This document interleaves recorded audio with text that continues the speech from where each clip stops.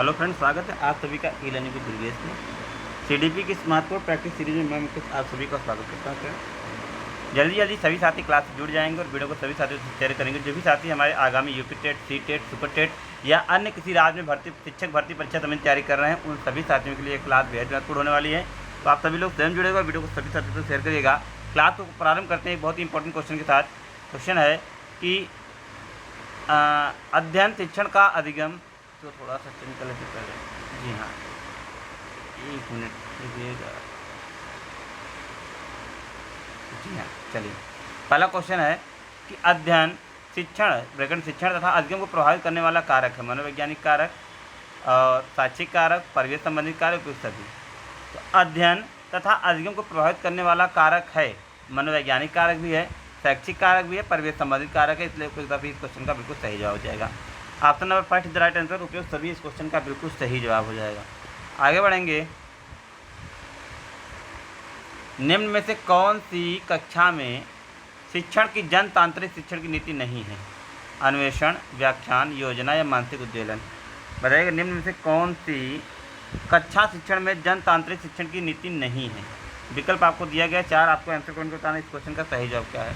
कौन सी कक्षा शिक्षण में जनतांत्रिक शिक्षण की नीति नहीं है? तो व्याख्यान जो है वह जनतांत्रिक शिक्षण की नीति नहीं है। विकल्प number be the right answer. Next, एक परिस्थिति में अर्जित ज्ञान दूसरी परिस्थिति में उपयोग कहलाता है। सीखने की विधियाँ, सीखने का स्थानांतरण, सीखने पठार या सीखने में रुचि।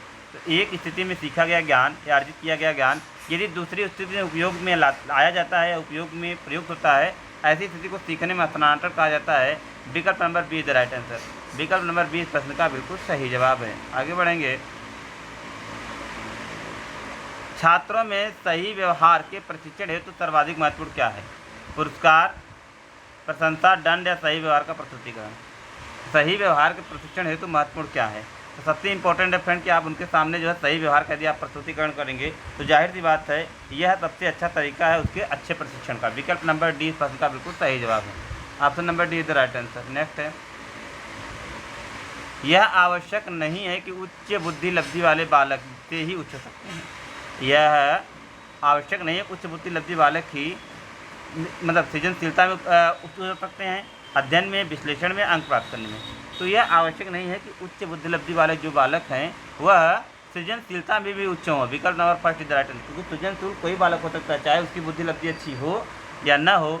सृजनशील एक्टिविटी एक मतलब एक विशेष गुण होता है जो किसी भी बालक के अंदर पाया जा सकता है। विकल्प number first is the right answer. निम्नलिखित में से कौन सा वृद्धि और विकास के सिद्धांतों से संबंधित नहीं है?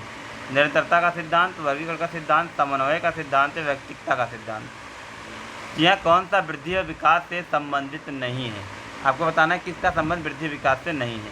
निरंतरता का है, वर्गीकरण का नहीं, समन्वय का भी है, व्यक्तिकता का भी है। वर्गीकरण का सिद्धांत का संबंध बुद्धि और वृद्धि और विकास से नहीं है, इसलिए इस प्रश्न का जो सही जवाब है ऑप्शन नंबर बी हो जाएगा।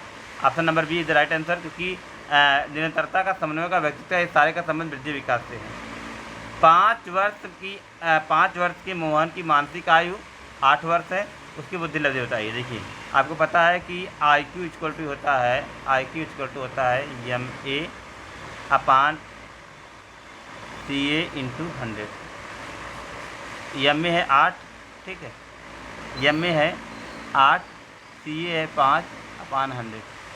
काट देंगे, 5 1 के 5, 5 दिशा में 100, 20 8 160, 20 8 160। जी हाँ, बिल्कुल विकल्प number third is the right answer. इस प्रकार से आप किसी भी बुद्धि लब्धि निकाल सकते हैं। विकल्प नंबर 30 क्वेश्चन का बिल्कुल सही जवाब हो जाएगा। आगे, बाल मनोविज्ञान का क्षेत्र है। केवल शैशवावस्था की विशेषताओं का अध्ययन, केवल गर्भावस्था की विशेषताओं का अध्ययन, केवल बाल्यावस्था की विशेषताओं का अध्ययन और गर्भावस्था किशोरावस्था की विशेषताओं का अध्ययन, यह बिल्कुल सही विकल्प है। केवल वाला भी आपसे जो नेगेटिव टैग वर्ड है इसको काट देंगे पहले से ही। विकल्प नंबर डी प्रश्न का बिल्कुल सही जवाब है, गर्भावस्था से किशोरावस्था की विशेषताओं का अध्ययन। नेक्स्ट, वह अवस्था जो माता के 21वें गुणसूत्र जोड़े से अलग होने के कारण अलग न हो पाने के कारण कहलाती है। Down syndrome, क्लीनेफेल्टर syndrome, Turner syndrome या विल्सन सिंड्रोम। तो वह अवस्था जो माता के 21वें गुणसूत्र के अलग न होने के कारण हो पाती है, उसे जो नाम दिया जाता है फ्रेंड, उसका नाम होता है डाउन सिंड्रोम। विकल्प number first is the right answer. यह जो अवस्था होती है इसे हम लोग डाउन सिंड्रोम का नाम देते हैं। विकल्प number first is the right answer. Next, पिछड़े बच्चों के शैक्षिक लब्धि की अवधारणा किसने दी है? Galton, Schonell, Burton Hall, Cyril Burt. तो पिछड़े बच्चों के लिए शैक्षिक लब्धि की अवधारणा जिसने दी है उसका नाम है सिरिल बर्ट। विकल्प number D is the right answer. आगे, मैकडूगल के अनुसार मूल प्रवृत्ति का संबंध होता है संज्ञान से, संवेग से, संवेदना से, चिंतन से। तो मैकडूगल के अनुसार फ्रेंड मूल प्रवृत्ति का संबंध होता है संवेग से। विकल्प नंबर 20 प्रश्न का बिल्कुल सही जवाब है। आगे, कोलबर्ग के अनुसार किस अवस्था में नैतिकता बाह्य कारकों द्वारा निर्धारित होती है? पूर्व पारंपरिक अवस्था, पारंपरिक अवस्था, पश्चात पारंपरिक अवस्था, उपयुक्त में से कोई नहीं। पूछा जा रहा है कोलबर्ग के किस अवस्था के अनुसार नैतिकता बाह्य कारकों के द्वारा निर्धारित की जाती है? किस अवस्था में? तो कोलबर्ग के पूर्व पारंपरिक अवस्था में जो नैतिकता होती है फ्रेंड वह बाह्य कारकों द्वारा निर्धारित की जाती है। विकल्प number first is the right answer.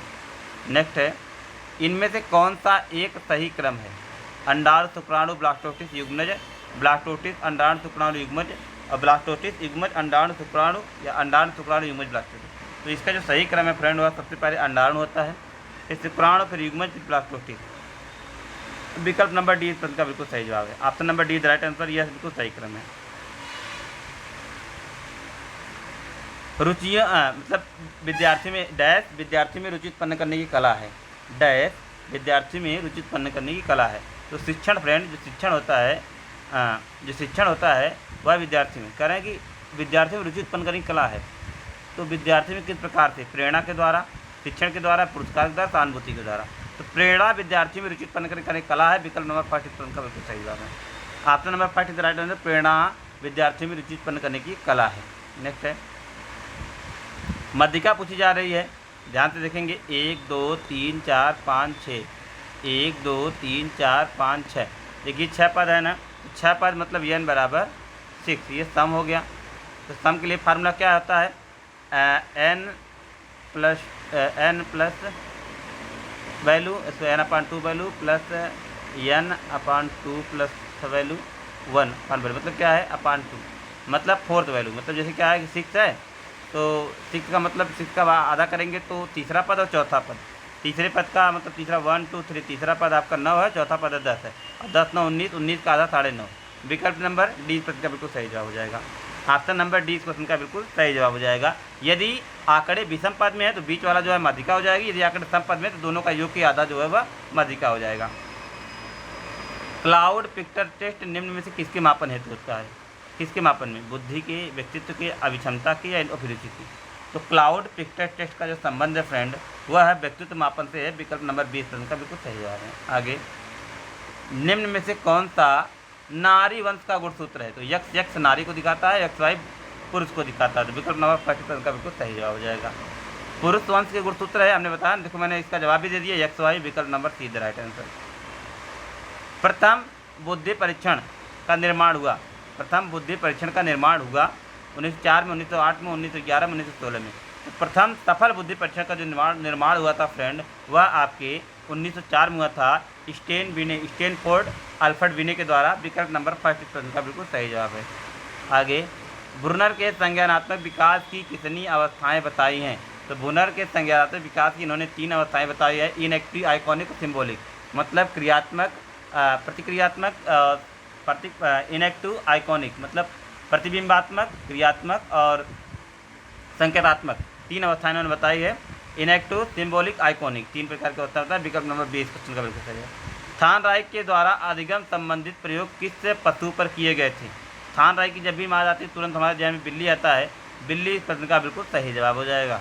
आगे, सीखने का मुख्य क्षेत्र है संज्ञानात्मक, मनोचालक, भावात्मक या उपयुक्त सभी। तो सीखने का जो मुख्य क्षेत्र है फ्रेंड वह उपयुक्त सभी है। मतलब उसमें संज्ञान भी होता है, उसमें मनोचालक भी होता है, भावात्मक भी होता है। विकल्प नंबर डी प्रश्न का बिल्कुल सही जवाब है। विनय परीक्षण प्रथम भारतीय अनुकूलन। विनय परीक्षण का प्रथम भारतीय अनुकूलन किसके द्वारा किया गया? Sohanlal, CM Bhatia, CH Rice, David Wechsler. तो विनय परीक्षण का प्रथम भारतीय अनुकूलन जिसके द्वारा किया गया तो उनका नाम फ्रेंड CS राइस है। जी हाँ, CS राइस के द्वारा यह किया गया था। विकल्प number 3 is the right answer. Next है, गिलफोर्ड द्वारा बुद्धि की संरचना की कितनी बीमाएँ प्रस्तुत की गई हैं? तो गिलफोर्ड के द्वारा बुद्धि की संरचना की कितनी बीमाएँ प्रस्तुत की गई हैं? तो गिलफोर्ड के द्वारा बुद्धि की संरचना की एक नहीं, यहाँ पर 3 बीमाएँ प्रस्तुत की गई थी। विकल्प नंबर 30 राइट आंसर। 3 बीमाएँ प्रस्तुत की गई हैं। मानसिक आयु का संप्रत्यय दिया गया था बिने साइमन, स्टैन द्वारा, थर्मन द्वारा, बर्ड द्वारा। तो मानसिक आयु का संप्रत्यय 1916 में बिने साइमन के द्वारा दिया गया था। विकल्प नंबर 40 राइट आंसर। शारीरिक एवं मानसिक परिपक्वता प्राप्त व्यक्तियों को कहा जाता है किशोर, प्रौढ़, वृद्ध या बालक। तो शारीरिक एवं मानसिक परिपक्वता प्राप्त व्यक्तियों को फ्रेंड हम लोग सभी लोग इसे किशोर की संज्ञा देते हैं। विकल्प number 40 right answer. Abraham Maslow के मांग सिद्धांत को कितने वर्गों में बांटा गया है? अब्राहम मैस्लो के मांग सिद्धांतों को 5 वर्गों में बांटा गया फ्रेंड, 5 वर्गों में बांटा गया। विकल्प नंबर 3 इस क्वेश्चन का बिल्कुल सही जवाब है। ऑप्शन नंबर 3 इस क्वेश्चन का बिल्कुल सही है। अब्राहम मैस्लो ने 5 मतलब मांग सिद्धांत, जिसे दैहिक मांग भी कहते हैं, जिसमें उन्होंने उच्च स्तर की भी मांग बताए हैं, निम्न स्तर की भी मांग बताए हैं। 4 प्रकार की उन्होंने मतलब 5 प्रकार से उन्होंने बांटा है। इसमें मतलब उच्च स्तर के मांग और निम्न स्तर के 2 कैटेगरी में बांट कर उन्होंने मांग को रखा है। विकल्प नंबर 3 इस क्वेश्चन का बिल्कुल सही जवाब हो जाएगा। नेक्स्ट है, किशोरावस्था के दौरान व्यक्तित्व निर्माण में अध्यापक की भूमिका होती है? एक मित्र की, पथ प्रदर्शक की, दार्शनिक की। सभी सवाल सही हो जाए, क्योंकि एक पर मित्र के रूप में भी शिक्षक का कर्तव्य होता है, एक पथ प्रदर्शक के रूप में भी शिक्षक का कर्तव्य होता है, और साथ ही साथ एक दार्शनिक के रूप में भी शिक्षक का कर्तव्य होता है। इसलिए उपयुक्त सभी इस क्वेश्चन का बिल्कुल सही विकल्प हो जाएगा। Option number D the right answer. Next है, कौन सा दैहिक मांग है? कौन सा दैहिक मांग है? कौन सा दैहिक मांग है? अस्थायित्व, परिवार, भूख प्यास, ये सभी। कौन सा दैहिक मांग असक्त हो जा रहा है? देखिए, अस्थायित्व भी दैहिक मांग है, परिवार भी दैहिक मांग है, भूख प्यास भी दैहिक मांग है। ये सभी इस प्रश्न का बिल्कुल सही जवाब हो जाएगा। ऑप्शन नंबर डी इस प्रश्न का बिल्कुल सही जवाब हो जाएगा। आगे बढ़ेंगे। बालकों के शिक्षण अधिगम में सहायक उपकरण है? पेज टर्नर, लैब बोर्ड, मोटे पेज, उपयुक्त सभी। तो बच्चों के शिक्षण अधिगम में जो सहायक उपकरण है फ्रेंड, वह पेज टर्नर भी है, लैब बोर्ड भी है, मोटे पेज भी है और उपयुक्त सभी। मतलब उपयुक्त सभी इस प्रश्न का बिल्कुल सही जवाब हो जाएगा। तो ये था आपका क्लास फ्रेंड, जिसमें हम लोगों ने 30 महत्वपूर्ण प्रश्नों पर डिस्कस किया है, जो हमारे बिल्कुल रिलेटेड पैटर्न पर हमारे जो प्रश्न की सीरीज है, जिसमें क्या है, हम लोगों ने ऐसे प्रश्नों का चयन किया है जो हमारे परीक्षा में आने की जिनकी संभावना है, क्योंकि ये जो ऐसे प्रश्न है जिनके किसी न किसी परीक्षाओं में ये पहले पूछे जा चुके हैं, और साथ ही साथ ये आगामी परीक्षाओं में आने की इनकी संभावना भी है। तो ये था आपका क्लास। इसमें आप लोगों ने इन महत्वपूर्ण प्रश्नों पर डिस्कशन आप लोगों ने सुना, और आप लोगों ने अपने आंसर भी कमेंट किए। आई होप आगे भी आप लोग अपने आंसर कमेंट करेंगे अगले क्लास के लिए।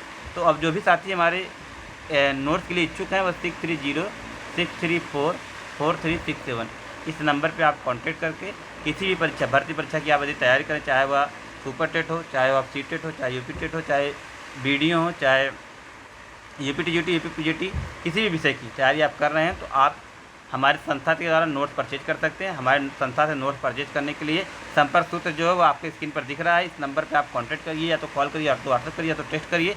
आपको नोट्स संबंधी सारी डिटेल जो है प्रोवाइड कर दिया जाएगा। तो निश्चित तौर से आप नोट्स परचेज करके अपनी तैयारी को बेहतर जरूर करेंगे। मिलेंगे अगली क्लास में, तब तक के लिए best of luck. Thank you, good bye.